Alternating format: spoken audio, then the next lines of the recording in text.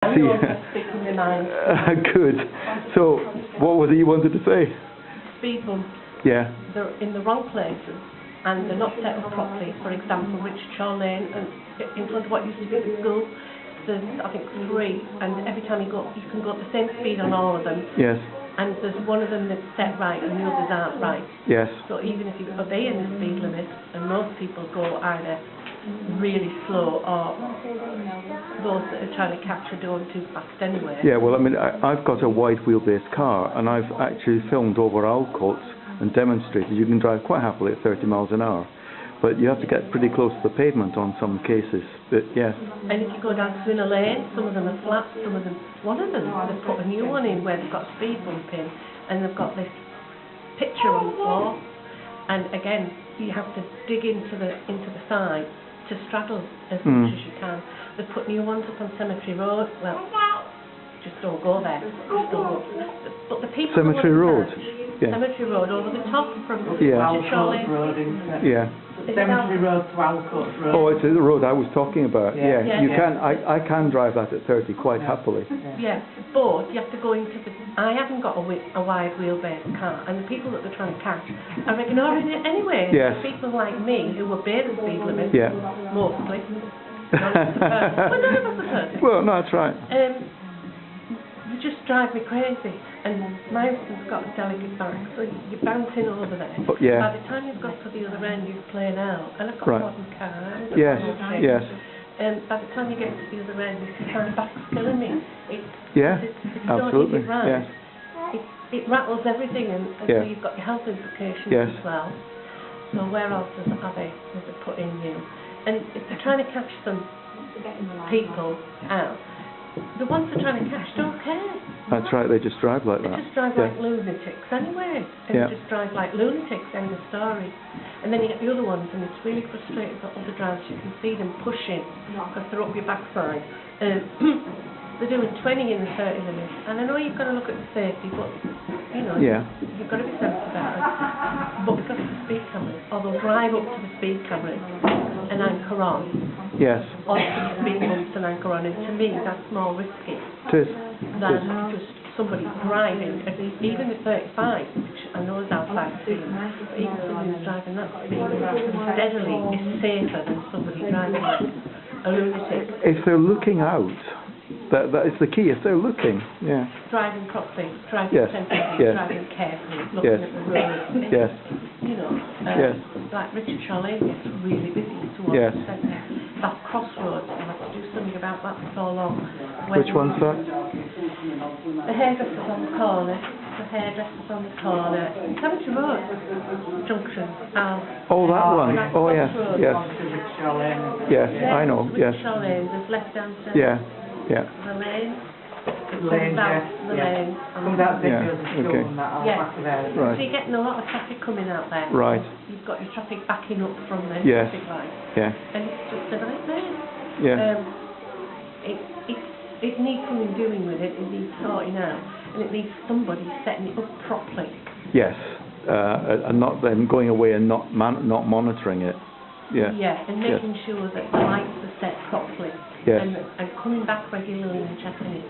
Quite often the problem is that the lights are not set up. Right. Yeah. I drive around a lot. Yeah. But I drive into Bradford regularly. And Yes. The biggest problem is the traffic backing up from Thornbury Barracks back to Thornbury Roundabout. Yes. And that's purely because that roundabout is just, I don't know. I know, because I've been observing it for a couple of years because I drive it. It's just not right.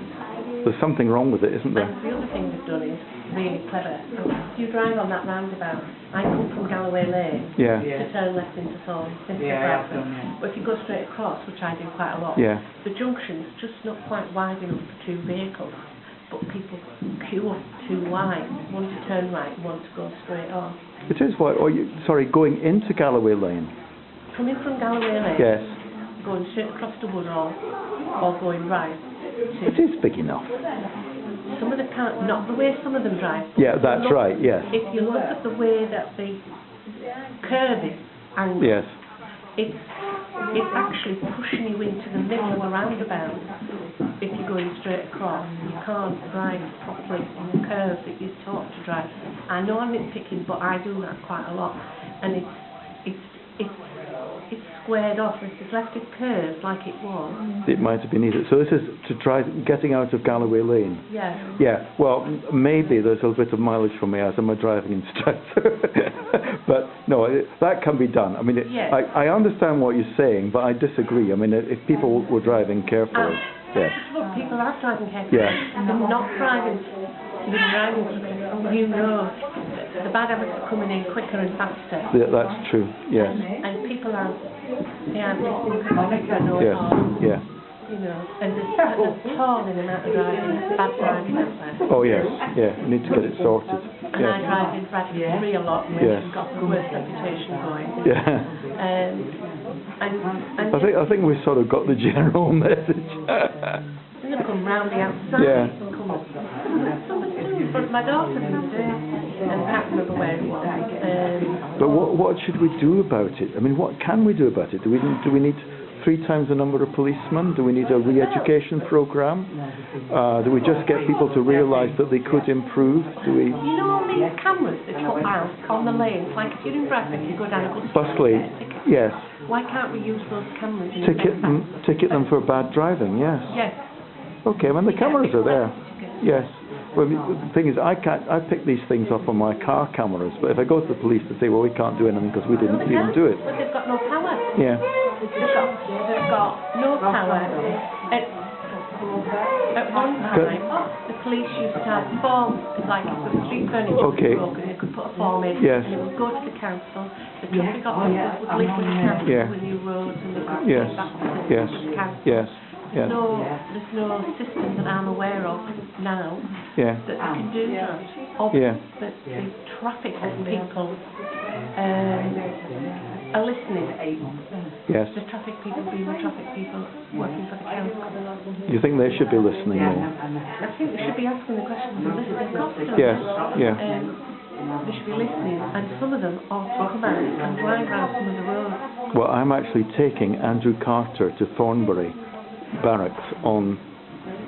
Why are you putting your hand over your mouth? Yeah, well, I'm going to take him to Thornbury Barracks roundabout. I won't record this. But you need to take out some of the staff, because he's only as good as he can see, but he's only as good as what his staff are doing, and it's the staff that need to do it, because they're the ones. They need to be forced to actually do it. Yes, I've told them. Yes, I've told them, and I've filmed some of those junctions where you have to wait forever, or the crossings where you have to wait forever till the lights change, and then the traffic has to wait forever. But it's the engineers and the technicians and the people that are building them and the ones that are doing the planning that need to come out and see what's needed. And you can't do it from their ivory towers. Yes.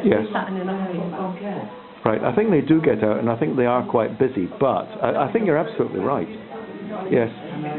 Yeah, because if they actually had to do what I had to do this morning, you know, it would make them think a bit.